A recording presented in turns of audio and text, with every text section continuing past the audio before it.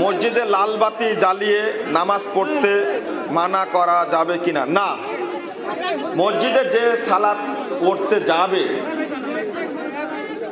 সে মসজিদে সালাত পড়া শুরু করবেন। প্রয়োজনে যদি একামত হয়ে যায় সালাত ছেড়ে দিবে। বিশেষ করে জুমার দিনে খুতবার সময় বলা হয় যে সালাত পড়া যাবে না খুতবার সময়। রাসূল সাল্লাল্লাহু আলাইহি ওয়াসাল্লাম নিজেই সুলাইক আল গতাফানিকে বলেছিলেন যে তুমি কি সালাত পড়েছো? তিনি বসে পড়েছেন। তিনি বলেছেন না, পড়িনি। এটা 931 নম্বর হাদিস সহিহ বুখারীতে এসেছে।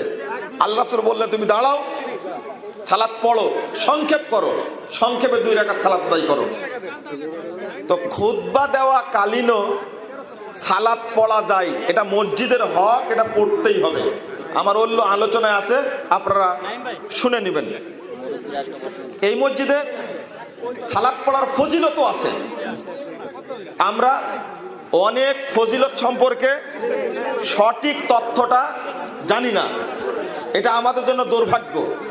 বরং যে ফজিলতগুলো বলা হয় এই ফজিলতেরই কোনো ভিত্তি পাওয়া যায় না, বরং সঠিকটা বলার মানার আপনারা চেষ্টা করবেন তদন্তের ভিত্তিতে। ইনশাআল্লাহ এখানে বরকত হবে। জি, ফজর সালাতের পরে যদি আগে কেউ সুন্নাত পড়তে না পারে, সালাত পরই সুন্নাত পড়ে নিবে।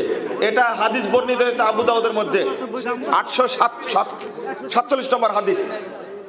কথা বুঝা গেছে? ফজর সালাতের পরই আমি কিন্তু সুন্নাত পড়তে পারবো। রাসূল সাল্লাল্লাহু আলাইহি ওয়াসাল্লাম একজন সাহাবীকে পড়তে দেখছিলেন, হাদিসে বর্ণিত হয়েছে। আপনারা জাল হাদিসের কবর রাসূল সাল্লাল্লাহু আলাইহি ওয়াসাল্লাম বইটা আপনারা নিয়ে যান, আপনারা পেয়ে যাবেন ইনশাআল্লাহ ওর মধ্যে বিস্তারিত।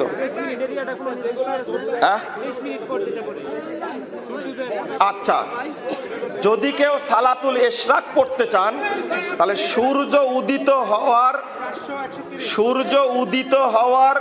23 মিনিট না, 15 মিনিট 20 মিনিট পরে পড়লেই হবে।